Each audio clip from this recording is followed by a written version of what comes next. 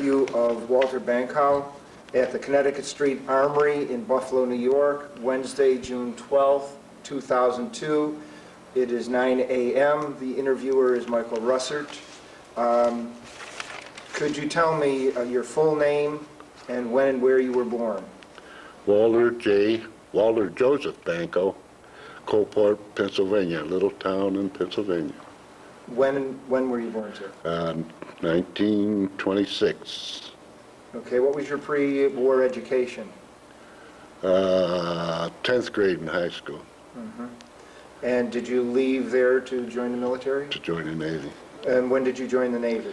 1943. Mm-hmm. How old were you? 17. Okay. What was your reaction to Pearl Harbor? I was at first I was, kind of mad. Mm-hmm. How did you hear about it? Well, I was still in high school at that time, and they put it on all the speakers mm-hmm. and everything.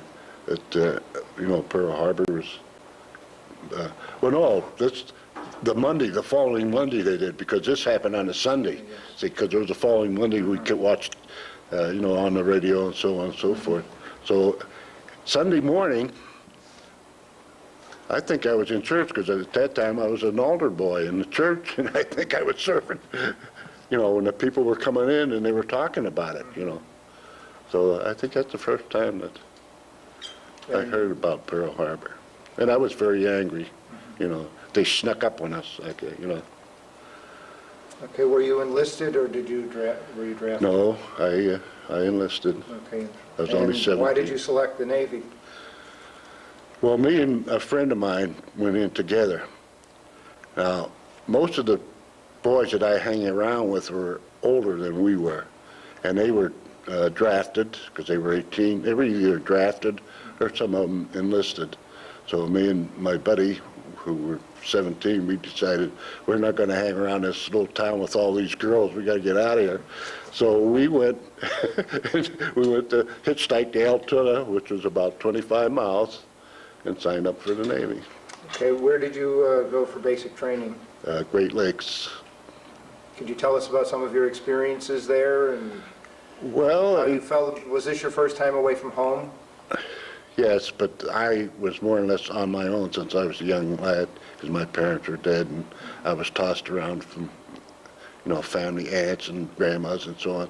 So from 12 years old, I was kind of on my own. So it didn't bother me a bit. I was glad to get somewhere where I knew I was going to get 3 meals a day, 3 square meals a day, and a place to sleep. Mm-hmm.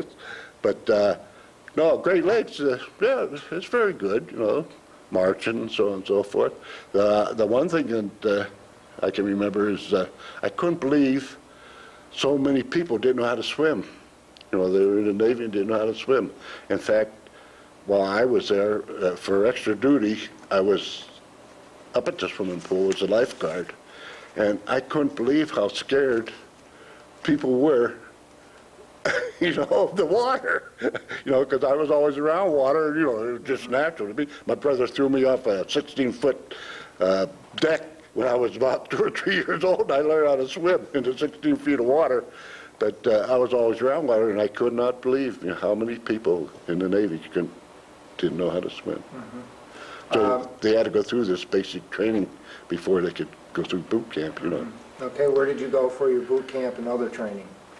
The boot camp was in, Great Lakes. Mm-hmm, okay. And then from there, I went to Norfolk, Virginia for a gunnery school. I think that was a 10-week course.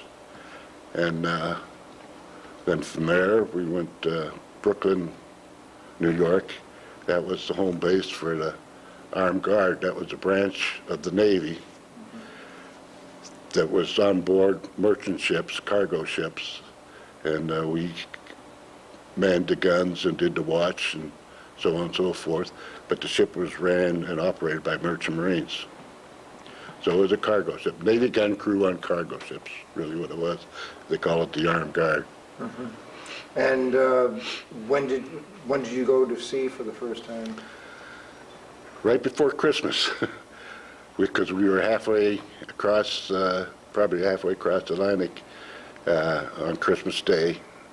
And This was in 1943? Or what was it? You went- 43, right, Okay. yeah, in 43. And the Red Cross had put some stuff on board before, you know, so the lieutenant could give it to us on Christmas Day, like sweaters and candy and stuff like that. So at that time, Christmas morning, when the lieutenant brought all these packages down, they were all about the same. And if I should mention this, the captain of the ship, who was a merchant marine, he brought down a couple quarts of alcohol, put them on the table and said, "Merry Christmas."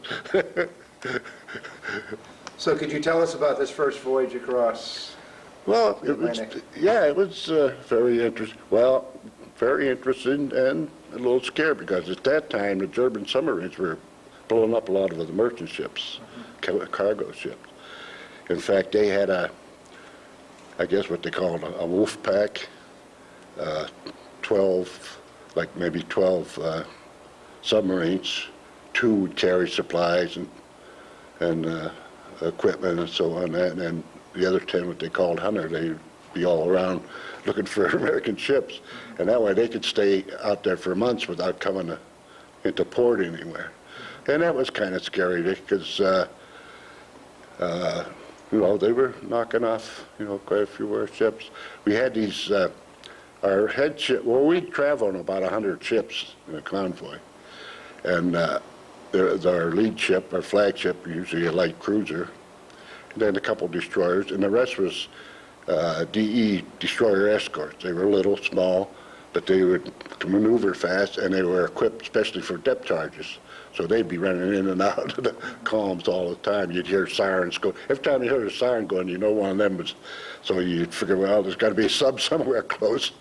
So, you know, that would kind of shake you up a little bit. Do you know what kind of cargo was on your ship? 500-pound bombs. And so that's why we were often wondering, well, the 5 trips I made across there, I think every trip we had bombs, plus some other cargo. And I always wondered why we were in the middle of the convoy, but I know now that we were a little protected by being in the middle.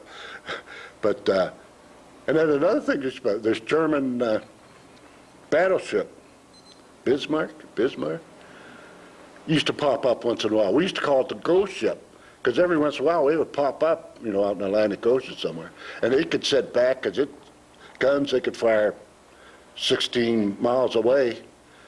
And our biggest gun, we could shoot 5-inch 38 on the stern, would only shoot accurate about 6 miles. And so they could just sit back in their rides and just pop shells, you know. But if, for some reason, they always got the Air Force, wherever they were close to, any base or something, would come out there, and you know, and it seemed like they would disappear. That's why we call it the ghost ship. It was, you know, really, it was a funny thing, but a scary thing. And then a fog, a lot of fog in the Atlantic Ocean. We had more problems, I think. In fact, one trip across the English cargo ship put a hole in our bow, ran into us. You know, because it was really fog. When you're up there standing and watch, you know, you could hear the water and the waves and everything. You couldn't even see that far. But they had a program set up, like I don't know how often, every 15 minutes or every half hour, you would sound off your code with your horn, you know, the fog horns. And like, well, say if you were the 3rd ship in the 5th column or something like that, so you would blow 3 longs, that would give you the column, and 3 shorts, that would give you the position you were in there. So that was, you know, they had that set up pretty good. But, and then to go straight across, we usually leave New York, Brooklyn, New York, or New Jersey, either one. And usually to go across to England only took about 9 or 10 days. But the way the convoy went, we staggered all the way across. It took about 20 days to go across, because I guess I did that, try to throw the subs off, because at that time in 43 and 40, they were already blowing up a lot all of our ships, cargo ships. Were you ever in a convoy that was attacked by submarines where you saw a ship Yes, sunk? yes, at the distance, at a far distance, not close, nothing close. And another thing, they used to throw mines in there once in a while, so I know one time the ship just off to the starboard side of us hit a mine. It didn't sink it, but it put a little hole in it. In fact, we got permission, when we used to see a mine floating by, as lieutenant, ask the lieutenant if we could shoot it. We had a couple rifles, so we'd shoot at it, and if you hit the tongs just right, you could blow them up. So we got a kick out of that. And then when we got, I made, I think 5 trips across, back and forth Atlantic. And on that thing, I only have the name of one ship because I can't, honestly, to this day, I can't remember the other ships. I was on at least 4 or 5 other ships. I can't remember them. They were all cargo ships. They had names like Lee S. Overman. They were later named after maybe some wealthy executive or something like that. I can't remember all them. But anyhow, after making 5 trips, I think I made across. The last trip, an officer from the Navy came aboard with a British officer. And he went and volunteered. They say it volunteered, but they're really you, and you, that kind of volunteer thing. And they wanted the young guys that were single to gather up their gear and everything. And there was a British truck there on the dock, so we all went down. I think there was about 6 of us from our ship.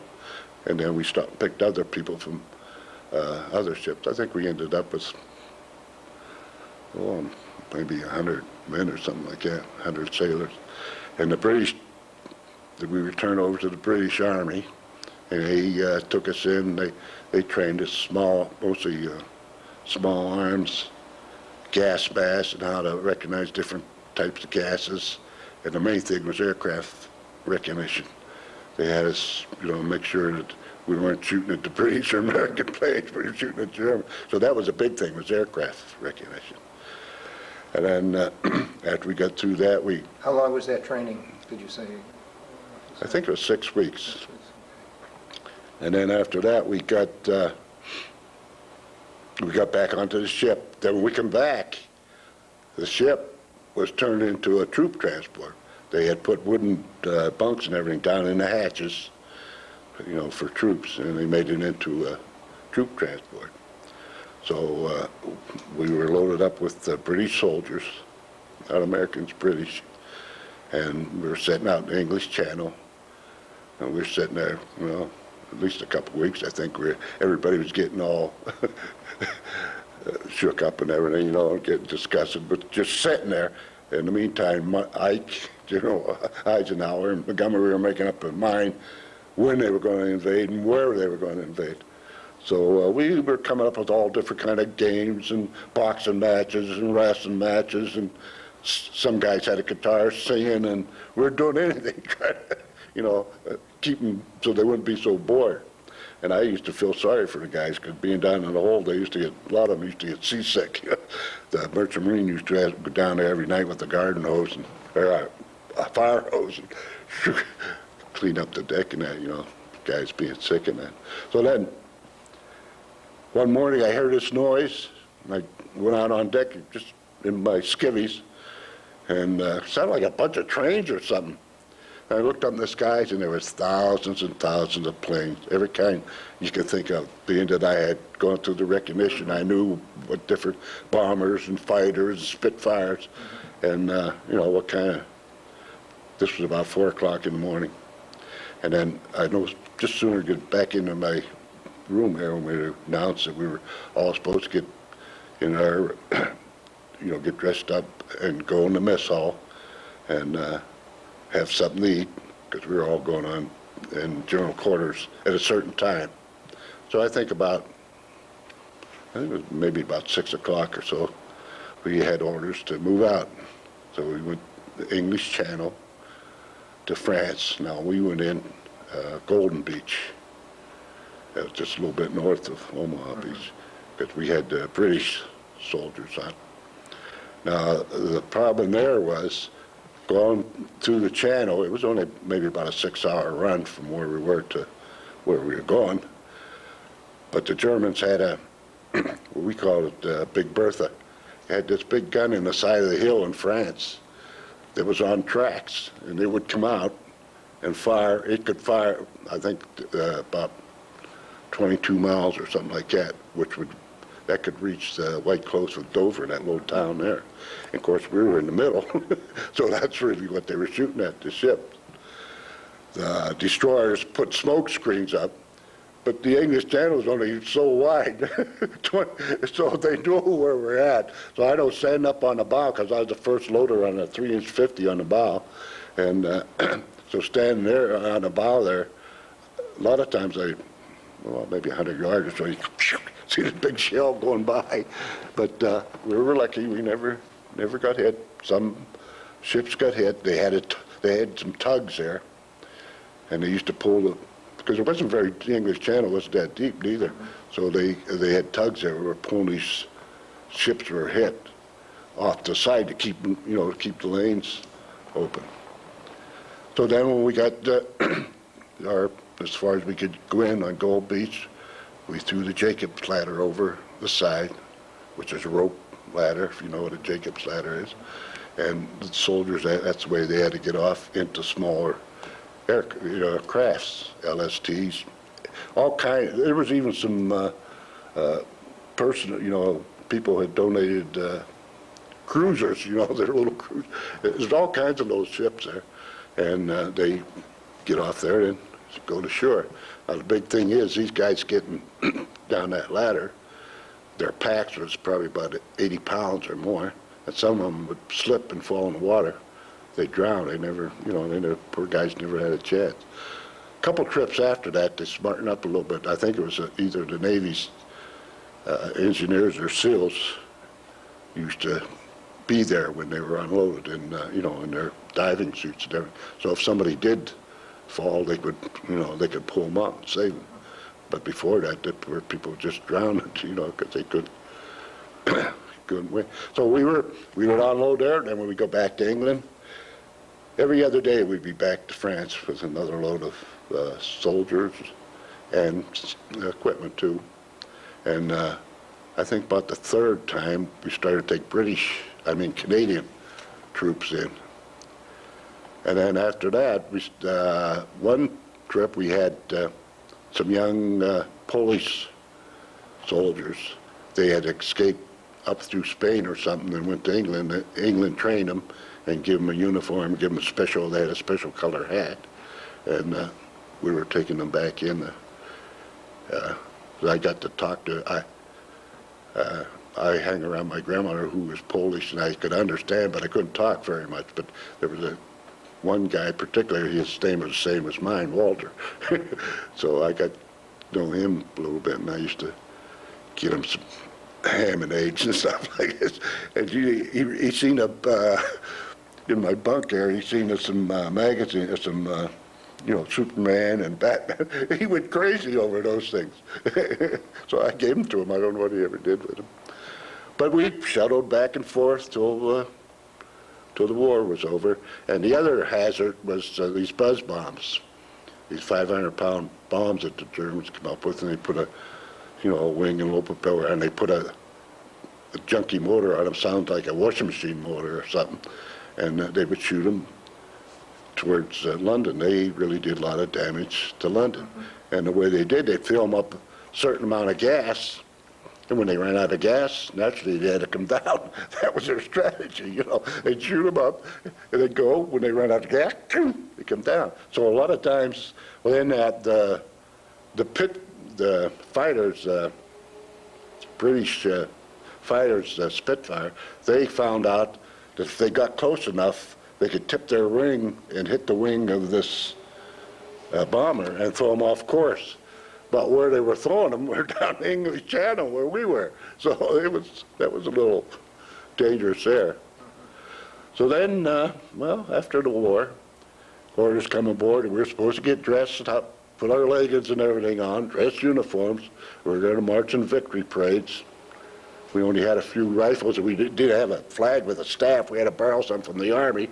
Where were you when you heard about the VE victory in Europe? Do you recall and your reaction to that? No, but I was glad that big gun on Bertha, after we were there maybe a month or so, or maybe even longer, the Army engineers parachuted down and took that gun by hand, combat. That's the only way you could get at them. Because at that time we didn't have these bombs that could, bomb that kind of thing. Yeah. So I was very glad to hear about that thing. Because we faced that thing every other day. And we thought, well, our luck, one of these days, our luck's going to run out. But we were lucky and didn't. But I must have been on board ship, because I stayed there till the war was over, back and forth all the time. And then, like I said, we borrowed a flag and staffs from the Army, and we went, I think, to Manchester, England. They just send the guys, all these different times. And I should have put on that sheet, it said where it says one of the good times. That was one of the good times, because the girls and women were throwing flowers at us and coming up and kissing us, and there was all kind of parties all night after that. They didn't have too much to eat or too much drink, because, didn't have that much. And I know this one party I went to, they had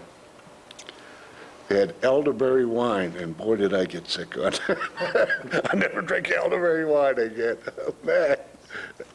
Did you end up going to the United States after that and marching in a parade there, or? No, not marching in a parade, but I got sent back to the States, and the war was still going on in the Pacific, so I was transferred to California, Alameda, California, which is naval base, right under the Golden Gate Bridge. I could look out my barracks window and see the Golden Gate Bridge. And these crazy pilots, a lot of times, if there was no ships there, instead of going over the bridge, they'd go. So I used to get a kick out of watching that. So yeah, I got put on an aircraft carrier out there. We were putting all new ammunition. And do you know what carrier that was? The Hornet, the Hornet. Yeah, the Hornet. It was damaged once, but it was reconditioned, and it was in the Bay of Alameda there. And we put all new supplies and everything on, and we're about ready to go out to sea because they were planning a big invasion of Tokyo. And that's when President Truman gave the okay to drop the atomic bomb.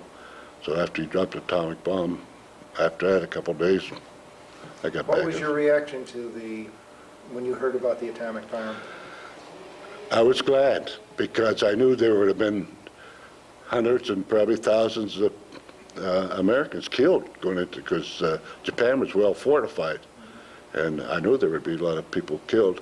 And some people said, well, yeah, but it killed a lot of women and children and so on. And I said, yeah, I know, I feel sorry for that. But I said, did they feel sorry when they in fact snuck their attack on Pearl Harbor and killed a lot of people there, women and children and everything? I says, I don't feel a bit sorry. I said, in fact, I'm glad, because I know it saved thousands and thousands of lives. And if anybody says anything to me right now, I'll defend the dropping of the atomic bomb. And then so then they took me off the ship again.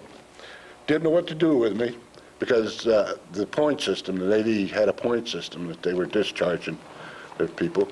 And I was young, not married, so I didn't have too many points. So they didn't know what to do with me, so they stuck me in charge of the galley on night shift.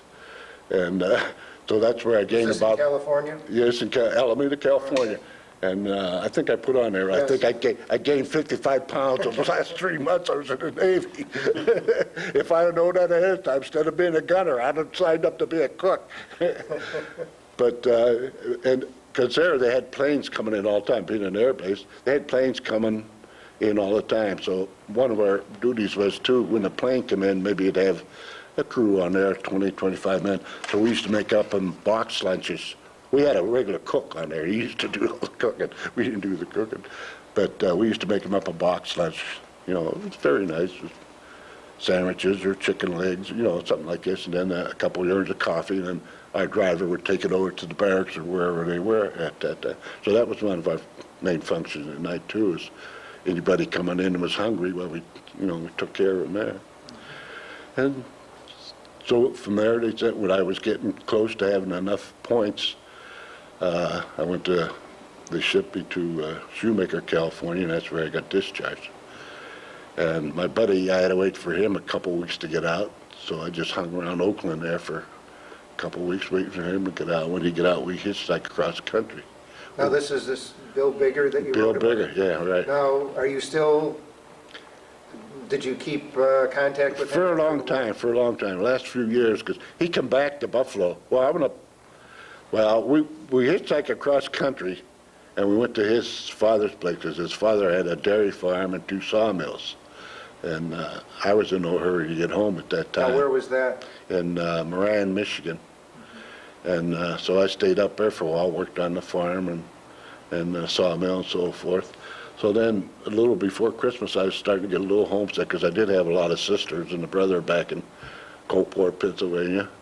And so I said, I'm going back home, because when I get discharged in April, and here it was almost Christmas, and I wasn't home yet. So I think I'll go home, for a little while. So I left there and went home. And there, at that time, the government had set up a program called the 5220 Club. They give you $20 a week for 52 weeks to give you a chance to get organized, to find a job or do whatever you want. So most of us younger guys just drew the $20 and did maybe odd jobs. And when baseball season opened up in the spring, we all went out and played baseball. We went to different little towns playing baseball all season. And then when the season was over, I come to Buffalo. My aunt was up here. I had an aunt up here who lived right near the Chevrolet plant on River Road. And so I come up here and got a job at General Motors right away, and stayed at my aunt's. And that's where I met my wife. She had a big house there, and she rented out some of the apartments. And my wife was in one of the apartments upstairs. So this one night, my buddy and I were going out to a dance, and I needed my pants pressed. So I says to my aunt, I says, your ironing board handy or something so I can press my pants? And she said, no, the girl upstairs borrowed it. She said, she's probably through with it. Go up and see. She is. So I went up and knocked on the door. She come to the door.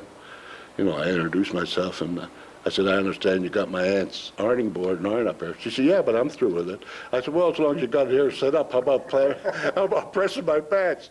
So she said, okay. So she pressed my pants. She's been doing it for, well, it'll be 54 years next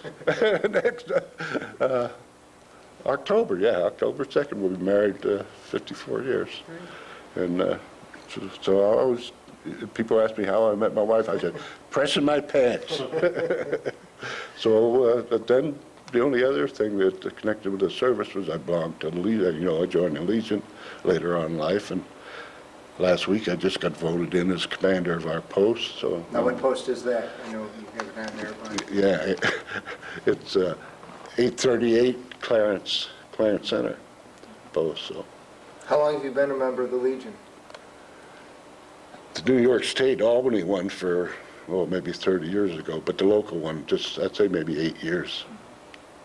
Do you go to any of the reunions, or have you had contact with any of your no, that's something I regret. This Bill Bigger I did have, because this was after we married, and I think we had 2 kids. We went up to see him.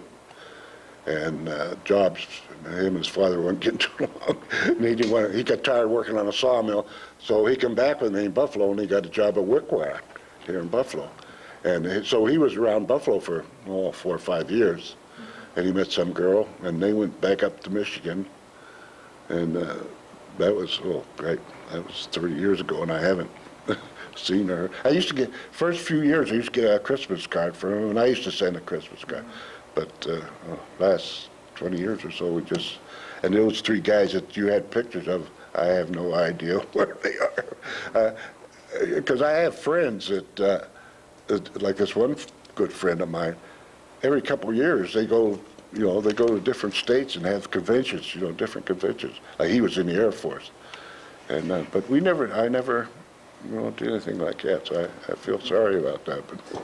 Now, you mentioned that one of the impressions that made the most, the thing that made the greatest impression on you was The efficiency of the Navy, what do you mean by that? Well, because it seemed every place we went, every port we went, we could go to the office, the naval base. They always had a naval office there somewhere. We could go and they had our money there. The paymaster was always there. We could always collect our money, and you know, I thought they was always well. No matter what we did, they always were well organized. Like when we come back from overseas, well, we sometimes we were given like a 7-day leave or something. Then when we come back to the Armed Guard Center, we'd have to go get on a different ship. That's why I said I don't remember all the ships. But we'd go up there in the balcony and sit there till they'd call for our name, and they'd get a group together, you know, and they'd take us out and put us on board another ship, you know. So, yeah, the only thing I didn't like was it took so long for me to get out. The point system. When you did the special training with the British Army, how did you get along, the Americans get along? Good. We got along very good. You know, I always stopped to think now. I could never remember eating there. I was wondering what the heck we were eating. You know, I always try to think, now, what did we eat? Because we used to take a lot of Spam over to them. In fact, two of our cargoes were filled mostly with 500-pound bombs, and the other one was usually filled with supplies, medical and food, Spam and powdered milk and so on and so forth. Because President Roosevelt and Churchill was pretty good friends, so they come up with a program. They call it the Lend-Lease program, and they, I think, General Marshall ran it or something. It's the idea that the Americans would lend these British, France, Russian, and even, I think, even Italy, food and supplies and stuff like that. Then after the war, they were supposed to pay us back. Well, some of them, I think France and England might have paid us back, but I don't think, because then right after the war, that Cold War with Russia, I don't think they ever paid us back. But I always try to, now, what did we have for breakfast? What did we have for lunch? And you know, I can't remember eating. And I must have ate. What would you say was your, well, I don't know, your service? How did that affect your life? Do you think it changed your service during the war? Well, like I said, you know, being 17, I really didn't. The war really didn't bother me too much till after, years later. I was a young 17-year-old guy. I used to walk out on the deck and German planes would be coming over and we used to have to fire our guns and that up there. But it never bothered me, you know. I never thought, hey, I might get killed. I never thought of this. Of course, it did hurt me when I used to see these bodies floating around in the bay, all bloated up, you know, dead from water. That used to kind of upset me a little bit. But outside of that, it, you know, it didn't, I don't think it changed my life. It might have made me more independent, but like I said, before I went into the Navy, I was more or less, from 12 years old, I was almost my own boss and everything. I did almost what I wanted to. And so to get in the Navy, to have the 3 square meals a day, that I was more satisfied with that than anything else. How many brothers and sisters did you have?